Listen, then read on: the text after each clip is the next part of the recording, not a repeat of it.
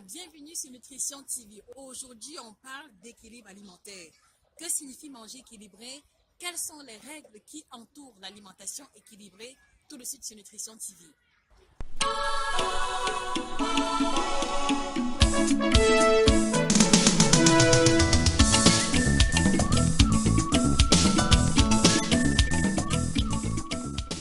Alors, est-ce que manger équilibré signifie manger un peu de tout, comme beaucoup le supposent?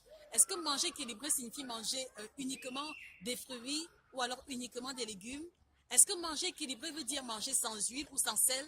Nous allons comprendre le mécanisme de la véritable alimentation équilibrée sur Nutrition TV. Toute origine, la question de l'équilibre alimentaire fait appel à 6 grands critères principaux lorsque nous nous retrouvons dans le cadre du coaching nutritionnel. Aujourd'hui, nous n'aborderons que 3 parce que ce serait trop long. Le premier critère, c'est le critère de la qualité. Est-ce que chaque fois que je mange, je fais intervenir dans chacun de mes repas les principaux groupes alimentaires qui existent? La question de la quantité. Est-ce que je mange la proportion juste qui me correspond ou alors je suis celui qui se laisse guider par ma gourmandise, par mes envies, par les occasions, oubliant complètement mes besoins réels? Et enfin, la question du nombre de repas. Est-ce que je mange le nombre de repas qu'il faut au quotidien? Est-ce que je suis celui qui va manger une fois par jour, ou 3 fois, ou 6 fois? Lorsqu'on parle d'équilibre alimentaire, intervient ici la question de la qualité. Quels sont les groupes alimentaires qui interviennent et dans quelle proportion? Manger équilibré suppose apporter à l'organisme, premièrement, les 4 grands groupes d'aliments qui existent, à savoir les glucides, les lipides, les protéines, les vitamines et les sels minéraux. Ça, vous le savez déjà. Maintenant, le challenge va se jouer au niveau de la proportion de chacun de ces groupes d'aliments. Et c'est ici que les choses se compliquent un peu. Pourquoi? Parce que en fonction de l'activité que vous faites au quotidien, en fonction du sexe, en fonction de l'âge, en fonction de l'état de santé actuel, la proportion va varier d'une personne à une autre. Donc, un exemple simple, un adulte de 30 ans en moyenne qui a une activité physique moyenne et qui est en bonne santé a besoin de 50 à 55% de glucides. Et comme exemple de glucides, nous avons le pain, le riz, les pâtes, le bâton, le couscous, le foufou. Tout ce qui est complément, entre guillemets, va rentrer dans la classe des glucides. Il a besoin de 35% de lipides. Et quand nous parlons de lipides, voyez ici tout ce qu'il y a comme matière grasse. Et comme exemple, on a le beurre, on a l'huile, bref, tout ce qui est matière grasse va rentrer dans la catégorie des lipides et il a besoin de 15% de protéines. Et dans la famille des protéines, on va voir le poisson, les œufs, le lait, le fromage, les crevettes, les termites, également les légumineuses. On verra ici qu'il faut 1% de vitamines et de sels minéraux. Et comme exemple, les fruits, les légumes et également les jus et fruits provenant des légumes en question. En faisant allusion au niveau de la quantité, nous avons énoncé les proportions pour un individu de santé normale et qui a des besoins moyens. Et vous allez vous rendre compte que maintenant, si on quitte maintenant du statut d'individu à santé normale pour se retrouver dans le cas du diabétique, les proportions ne seront plus les mêmes. Il sera question ici de réduire la portion de glucides. Maintenant, si on se retrouve dans le cas d'une personne qui souffre d'hypercholestérolémie, vous comprenez qu'il y a beaucoup de cholestérol et que ce niveau de cholestérol doit être revu à la baisse. Donc, par conséquent, la proportion de 35% de lipides qui est prévue pour la personne standard va devoir être revue à la baisse pour la personne qui souffre d'hypercholestérolémie. Donc, vous comprenez combien est-ce qu'il est difficile d'un individu à un autre de définir une alimentation standard fixe. Donc, en réalité, l'alimentation équilibrée se fait au cas par cas en fonction des besoins de chaque individu, en fonction de son état de santé, en fonction de son sexe, en fonction de son activité au quotidien et également en fonction de son objectif. Parce que si vous voulez perdre quelques kilos, le schéma de l'équilibre alimentaire ne sera pas pareil pour celui qui souhaite simplement maintenir son poids.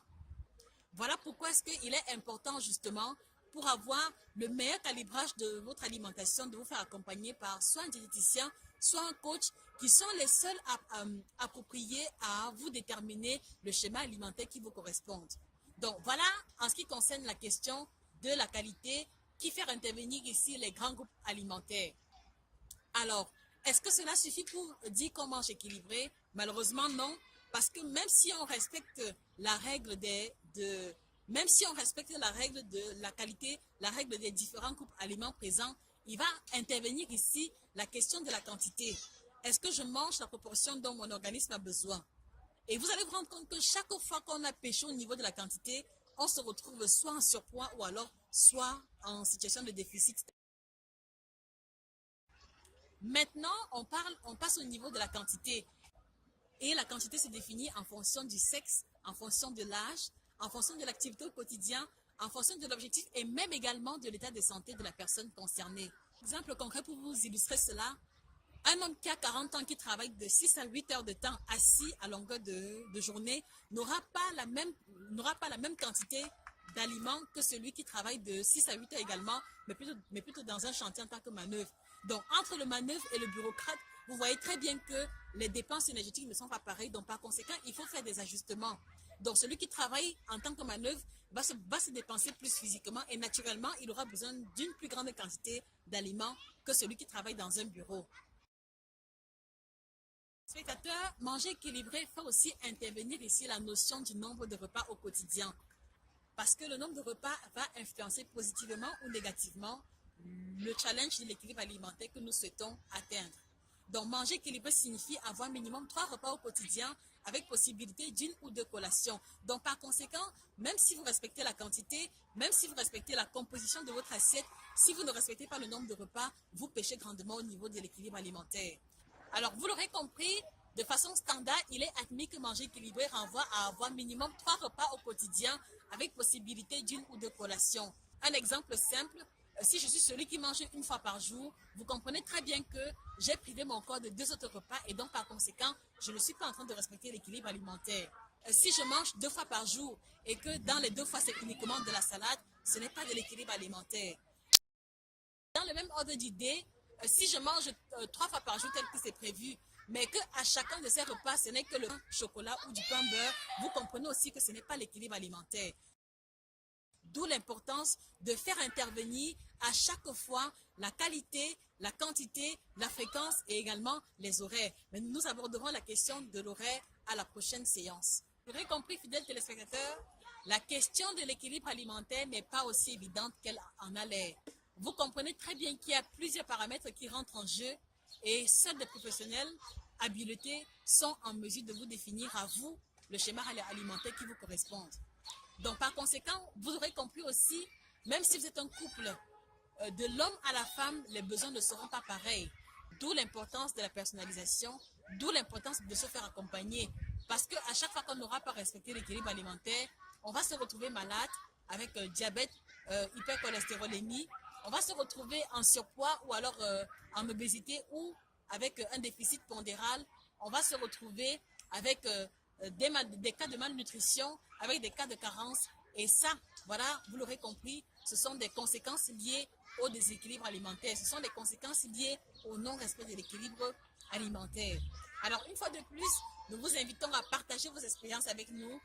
Comment procédez-vous au quotidien pour équilibrer vos repas? Quelles sont les difficultés que vous rencontrez lorsqu'il s'agit de l'équilibre alimentaire? C'était Nutrition TV à votre service pour vous apporter la bonne information concernant l'alimentation. Passez une excellente journée et que le bien-être vous accompagne. Au revoir.